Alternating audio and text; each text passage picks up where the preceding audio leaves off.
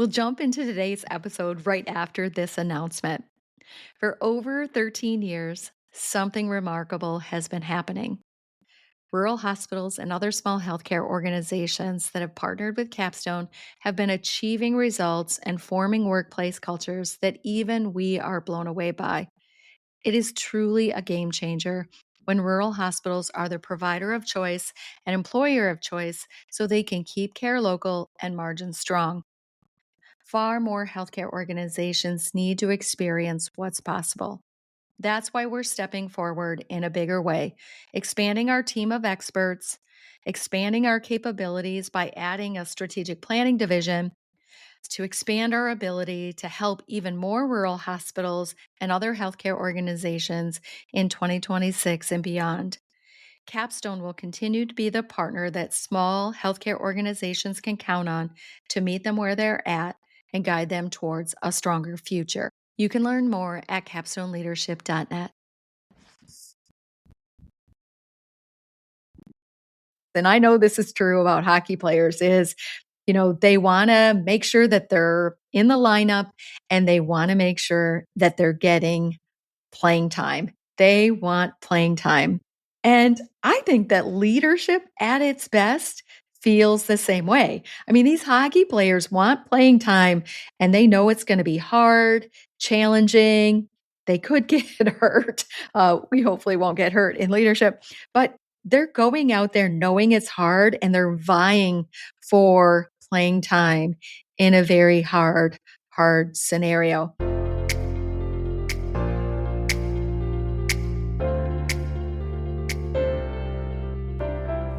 Welcome to Culture Change RX, the podcast for healthcare professionals that are committed to creating a thriving workplace culture, improving the experiences of employees and patients, and ultimately unlocking their organization's next level of potential. I'm Sue Tetzlaff, your host and co-founder of Capstone Leadership Solutions. Join me and my insightful guests each week as we share actionable insights for navigating the crucial people side of the business of healthcare. Subscribe now for a weekly dose of Culture Change RX. Now let's dive into this week's conversation where culture change takes center stage. Glad you've tuned in to another episode of Culture Change RX. It is me, Sue Tetzlaff, the co-founder of Capstone Leadership Solutions and the host of Culture Change RX. Today is a Culture Byte episode, which, if you're unfamiliar with that means it is a solo episode. I don't have any guests in the studio, so it is just me here with you today. And the focus of today's Culture Byte episode is on the fact that leadership is hard.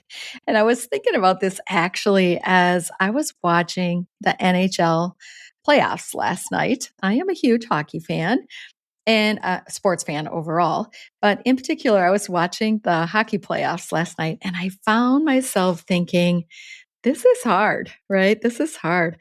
Paint the picture of physical hits, injuries, missing teeth, blood, those kind of things, right?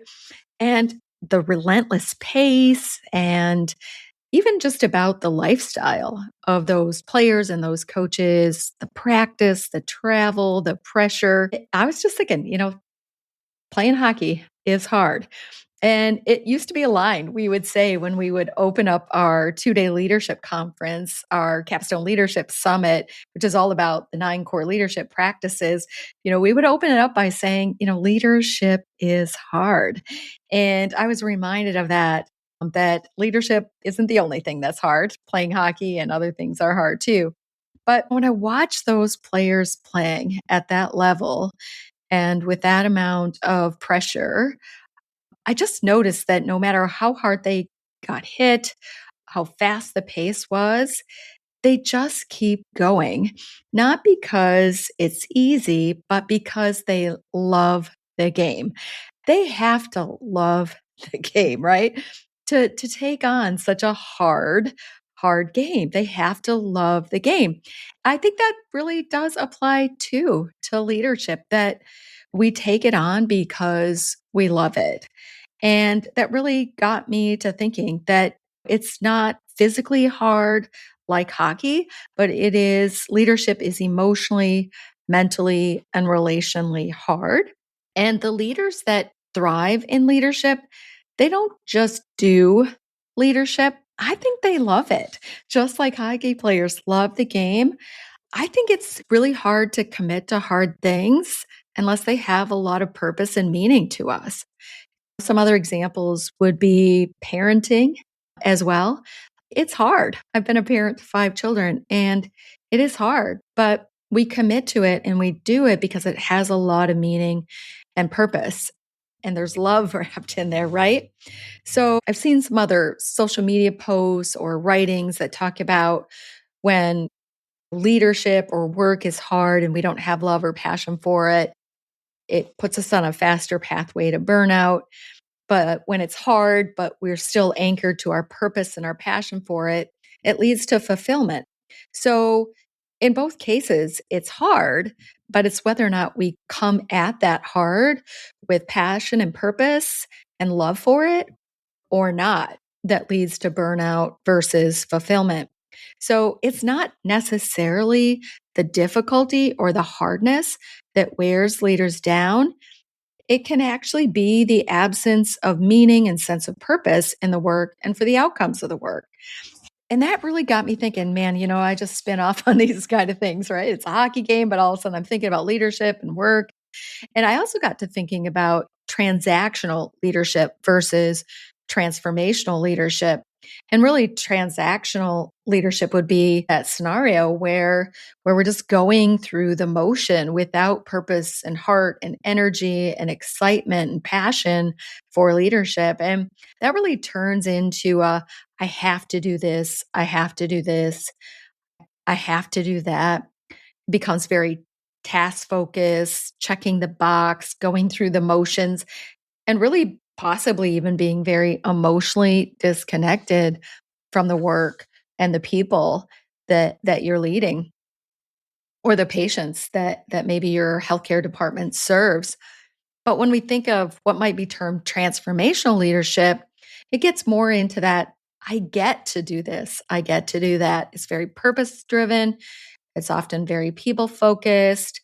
You're fully engaged and you're energized by not just the work, but definitely the impact of the work. So, same job, same responsibilities, completely different experience, and likely completely different results. And I would venture to say that if a leader's heart isn't in it, their people can feel it. Some examples would be that rounding likely feels scripted versus sincere. Recognition would feel generic versus meaningful. And meetings would often feel obligatory versus these amazing team collaborations that can move the needle. I don't think you can fake passion and leadership. And even if you try, people will experience the difference because people don't just follow your direction as a leader, they follow your energy. And this is a podcast all about culture and the people side of healthcare. And quite frankly, I just don't think you can lead a vibrant workplace culture with a disengaged heart. Because this engagement, this excitement, this passion, this purpose, this love of leadership really emboldens us to strive for engagement and trust and cultural strength and create an environment where people are engaged and contributing and probably are inspired to be just as passionate about the work as the leader is. So when we think about reframing the work from I have to I get to, this is really a practical pivot. And this shift isn't about changing your job, it's about changing how a leader sees their job. So I have to round becomes I get to connect with my team. I have to deal with this issue turns into I get to improve something that matters.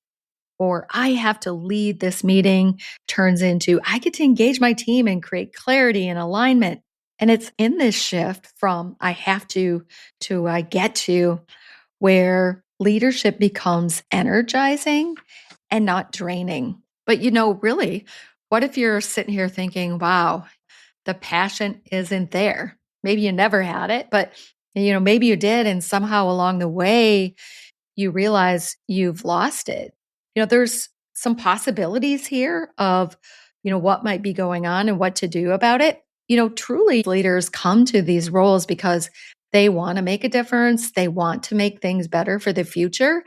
And unfortunately, sometimes just the sheer challenges of that in their organization, and it may have to do with the systems and the processes and the bureaucracy and all of that around them, causes them to not be able to successfully, no matter how hard they try, make things better for the future. And so this could really start tearing down and beating at your purpose and the reason why you came to this job to make things better for the future. But sometimes we might just need to reconnect to it. So maybe it isn't that all the systems and the processes and things that are getting in your way need to be magically removed for you to feel like you're succeeding and making a difference and that you're re-inspired to your passion and your why for this. Sometimes we just need to be reminded of it often and really connect to it and really think about what it is and maybe why you came to this work isn't why you keep doing this work, and your purpose and your meaning might have changed. So, really, maybe contemplating that right now, considering the positive impacts of your work. And in leadership, sometimes I knew this to be true in my years of leadership is that sometimes we just don't get that constant instant hit that our work made a difference. We don't get that instant gratification. A lot of the things that we do in leadership has a longer timeline before we actually see the positive impact. But you could probably stop right now and create a long list of the impact that you're actually having in your leadership, the positive impact that you're having on people, on results, on patients, or what have you. So, really connecting to the impact. And you might not need to look at yesterday for that, right? You might have to look a little further back and do an inventory and a collection of the things that have changed for the better because of your leadership. So, really thinking about team stories, patient stories, goal results, those kind of things, and really connect back to your why.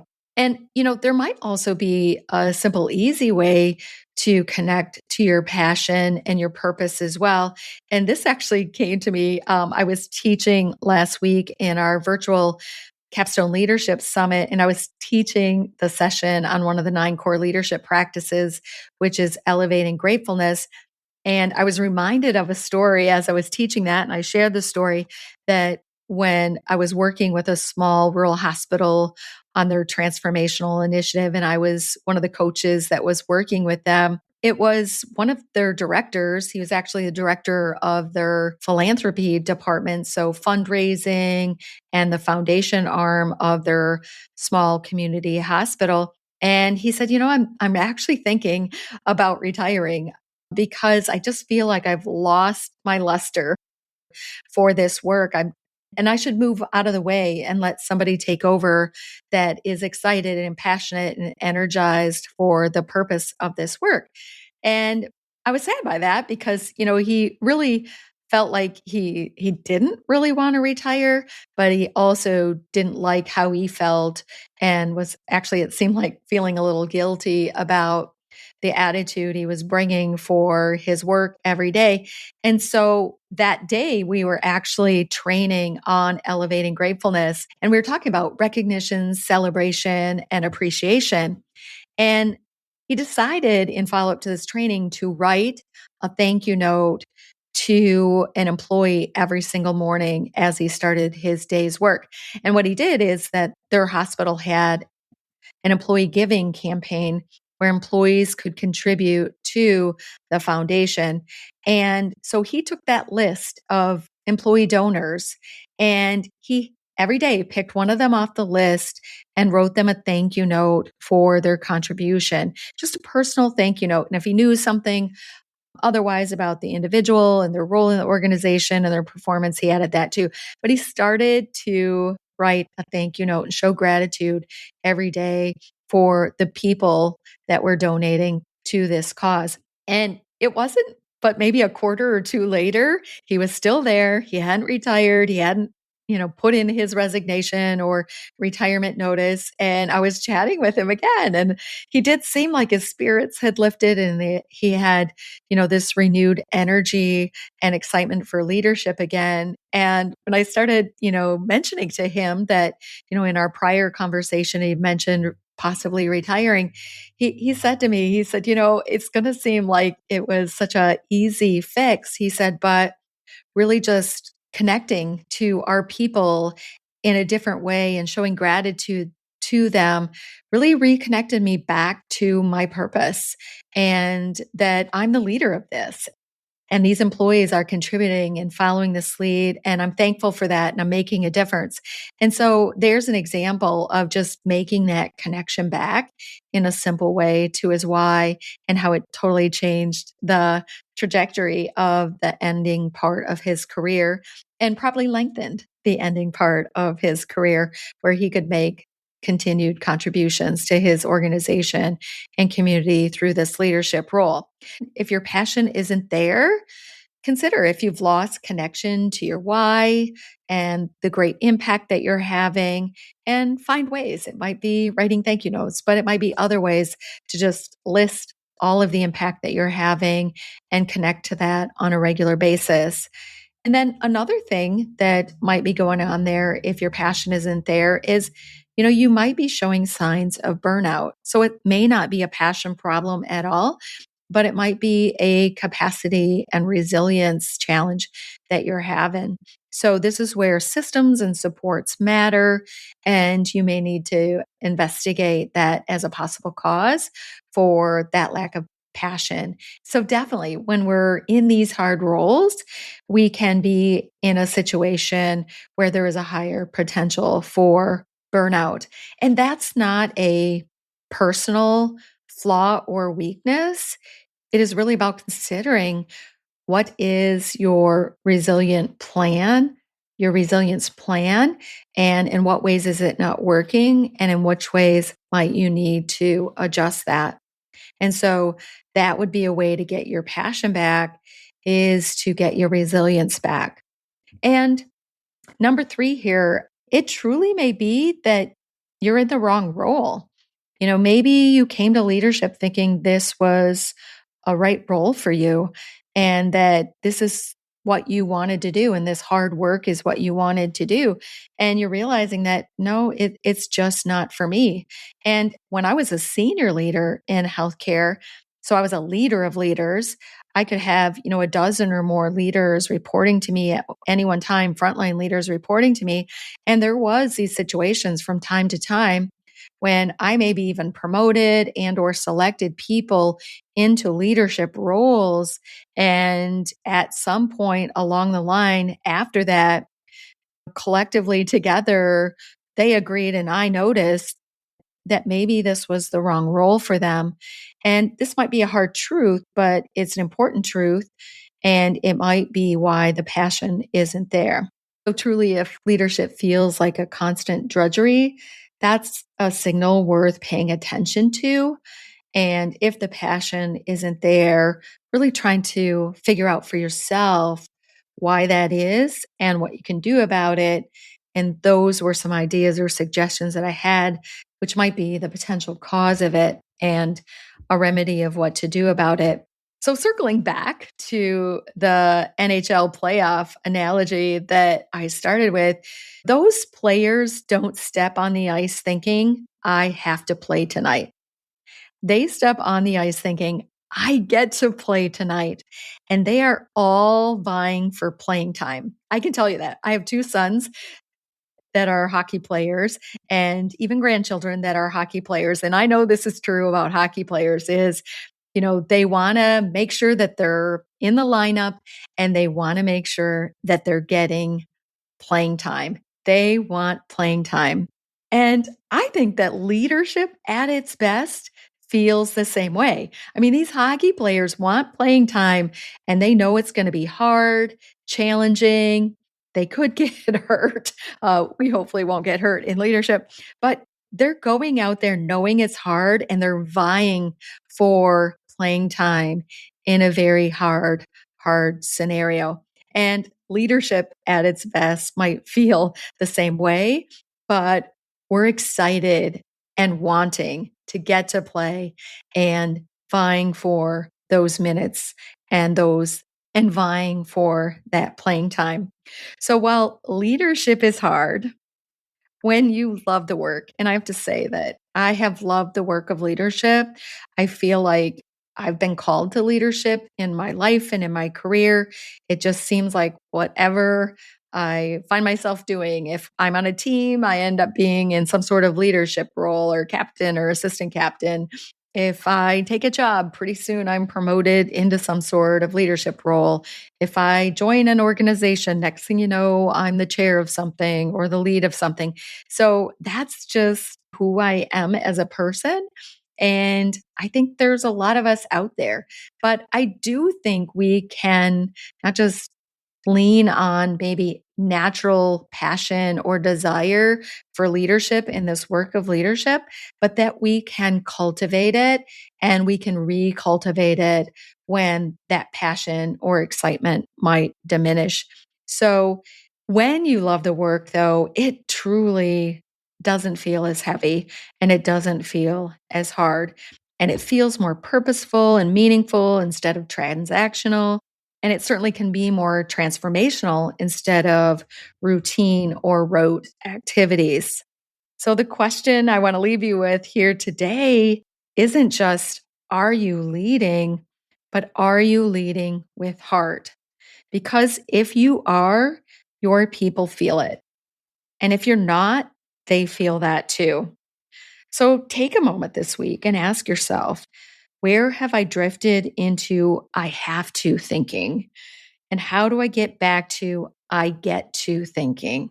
And if you're an executive in a healthcare organization and you're kind of looking out over the sea of leaders that are collectively making up the leadership team in your organization, and you're sensing that leadership feels more heavy than it does meaningful, I'd love to talk to you because that's exactly the shift we help entire organizations make, entire leadership teams make. And if you're looking to have a conversation with me, it's easy to book on our website, capstoneleadership.net. And there is a contact us page, and you can send me a note through there, or you can actually book a call with me on there. So again, capstoneleadership.net, and there is a contact us page. And as always, I'd like to suggest that if there is a colleague in your organization or someone in your network, your professional network, that might also benefit from listening to today's podcast episode, we'd very much appreciate it if you shared it with them. And again, thank you for being here today. And a reminder that a new episode of Culture Change RX drops every Wednesday. Bye now. Thanks for tuning in to Culture Change RX. If you found value in today's episode and you are a believer in fostering change in healthcare, join us in making a difference. Follow, rate, and review our podcast on your favorite platform. Share it with colleagues and your network. Together, we can make a lasting impact. Until next week, keep inspiring positive change.